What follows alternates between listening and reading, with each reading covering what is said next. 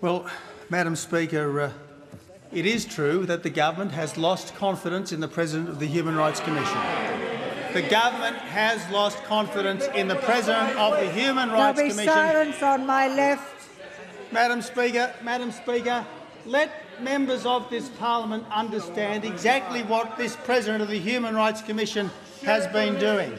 This the member for President Isaacs recommended that taxpayers pay $300,000 in reparation to a convicted murderer. The Prime Minister will resume his seat.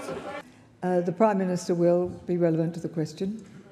Well, thank you, Madam Speaker. I've been asked about Professor Triggs, and I'm answering that question. Now, Madam Speaker, the Human Rights Commission has recently brought down a report on children in detention. Now, Madam Speaker, all of us want to see children out of detention, and the way to get children out of immigration detention is to stop the boats, and that's exactly what this government has done. And as a result of this government stopping the boats, children are leaving immigration detention.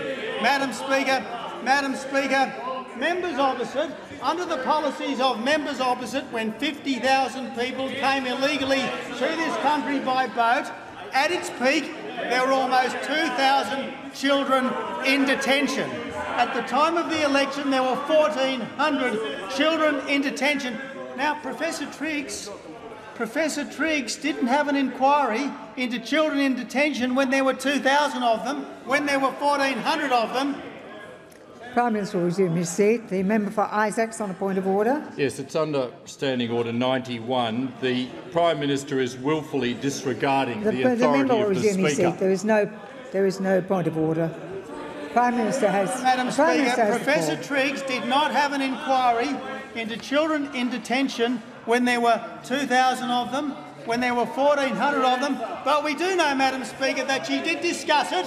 She did discuss it with Labor members of Parliament, with ministers in the former government, and decided not to do it because she said it would be too political. So, Madam Speaker, it's too political to have an inquiry into children in detention when there's 1,400 of them, but it's not too political to do it when the number is under 200. Now, Madam Speaker, it's absolutely crystal clear this inquiry by the President of the Human Rights Commission is a political stitch-up.